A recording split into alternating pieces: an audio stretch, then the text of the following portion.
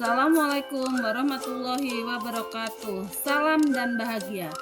Salam guru penggerak, tetap semangat. Saya Santi Indriaswati. Kali ini saya ingin menyampaikan koneksi antar materi, kesimpulan dan refleksi pemikiran Ki Hajar Dewantara. Dalam pembelajaran, sebelum mempelajari konsep pemikiran Ki Hajar Dewantara, saat melaksanakan pembelajaran di kelas, saya masih mengalami kesulitan untuk mendesain pembelajaran yang berpusat kepada siswa. Saya masih sering hanya memberikan materi yang harus dipelajari oleh semua siswa di kelas saya. Selain itu, saya juga masih menuntut mereka untuk mendapatkan nilai tuntas saat dilakukan evaluasi. Saya membuat penilaian dan metode belajar yang sama kepada ke-30 murid saya di kelas. Namun, saya jarang sekali melakukan refleksi terhadap pembelajaran yang sudah dilakukan, sehingga saya tidak mengetahui sejauh mana proses pembelajaran yang sudah dilakukan berdampak kepada anak. Sebelum mempelajari konsep pemikiran Ki Hajar Dewantara, saya masih berpikir bahwa hasil akhir adalah segalanya, tanpa melihat proses siswa belajar. Nilai yang bagus menunjukkan bahwa anak itu pintar dan cenderung menjas anak yang nilainya rendah. Hal ini membuat anak tertekan karena harus mendapatkan nilai yang bagus dalam semua pelajaran, sehingga kepercayaan diri anak menurun karena merasa tidak pintar. Sebelum mempelajari konsep pemikiran Ki Hajar Dewantara, dalam pembelajaran kurangnya kedekatan secara emosional dengan peserta didik, sehingga penanaman nilai-nilai karakter kurang terbangun dengan baik. Dalam mengkondisikan anak di kelas masih menggunakan ancaman dan hukuman untuk membuat peserta didik disiplin dalam pembelajaran dan tanggung jawabnya.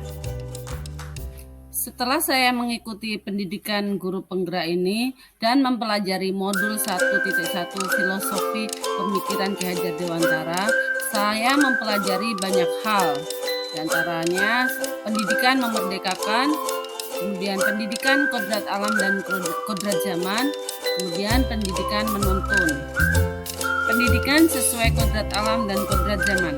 Setelah mempelajari materi ini, saya semakin paham bahwa setiap anak itu unik dan berbeda. Mereka memiliki karakteristik masing-masing dan memiliki bakat serta kemampuan yang berbeda-beda. Anak kembar sekalipun tetap ada perbedaannya. Tidak dipungkiri juga, anak memiliki kekurangan masing-masing. Tetapi, jangan dijadikan kekurangan itu sebagai hambatan. Gali potensi diri masing-masing anak untuk dapat dikembangkan menjadi hal yang positif. Saya yakin dan percaya bahwa dengan memberikan kepercayaan, arahan, dan bimbingan, maka potensi dalam diri anak muncul dan dapat dimanfaatkan mereka untuk menghadapi kehidupan nyata dalam berbagai zaman. Pendidikan yang memerdekakan adalah pendidikan yang menitik beratkan pada perubahan secara menyeluruh lahir dan batin, berdasarkan kodrat alami setiap individu. Kemerdekaan yang dimaksud dalam pendidikan itu bersifat 3 hal: berdiri sendiri, tidak bergantung pada orang lain, dan dapat mengatur dirinya sendiri. Pendidikan yang memerdekakan mengolah rasa, hati, raga, dan karsa secara seimbang, sehingga dengan keseimbangan ini akan menghasilkan masyarakat yang penuh kebijaksanaan. Pendidikan yang memerdekakan membuat anak belajar tanpa tekanan sesuai dengan karakteristik dan kemampuan anak. Mereka mempunyai gaya belajar yang beraneka ragam, seperti audio visual, sampai pada kinestetik. Tugas guru adalah untuk mendesain pembelajaran yang mampu mengakomodir gaya belajar anak yang beraneka ragam. Strategi yang saya lakukan adalah mengidentifikasi karakteristik siswa, mengetahui hambatan, kemajuan, dan tingkat perkembangan siswa dalam belajar. Selain melakukan pendekatan dengan menggunakan metode belajar yang variatif, agar membuat siswa senang, semangat, dan dapat mengikuti pembelajaran dengan baik dan senang hati. Pendidikan menuntun. Saya menyadari bahwa sebagai pendidik tidak bisa memaksakan kehendak kita untuk diikuti anak. Memberikan materi kepada siswa tanpa memperhatikan kemampuan dan bakat siswa yang membuat siswa menjadi tertekan dalam belajar. Guru harus menuntun siswa sesuai bakat, minat, dan kemampuannya. Oleh sebab itu, saya berusaha menciptakan suasana belajar yang menyenangkan di kelas. Apalagi anak usia sekolah dasar memang masanya anak untuk bermain.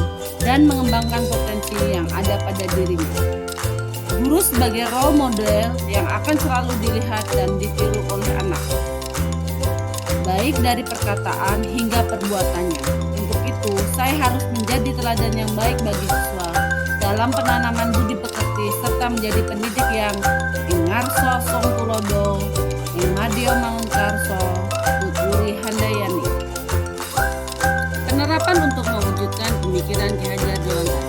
Yang pertama, berusaha menjadi teladan yang baik untuk siswa, baik dari perkataan maupun perbuatan. Kedua, merancang pembelajaran yang menyenangkan dan berpusat kepada siswa. Tiga, lakukan pembiasaan pendidikan karakter secara berkelanjutan. Keempat, mengenali karakter dan latar belakang siswa, serta menjalin komunikasi yang baik dengan orang tua wali siswa. Kelima, memfasilitasi siswa dalam mengembangkan potensi dan kreativitasnya sesuai bakat dan minatnya. Keenam, lakukan pendekatan emosional dengan siswa. Bapak dan Ibu yang luar biasa, mari terus bergerak untuk mewujudkan profil pelajar Pancasila. Demikian pemaparan koneksi antar materi, kesimpulan dan refleksi pemikiran Ki Hajar Dewantara. Guru penggerak memimpin perubahan, memajukan pendidikan. Salam dan bahagia. Terima kasih.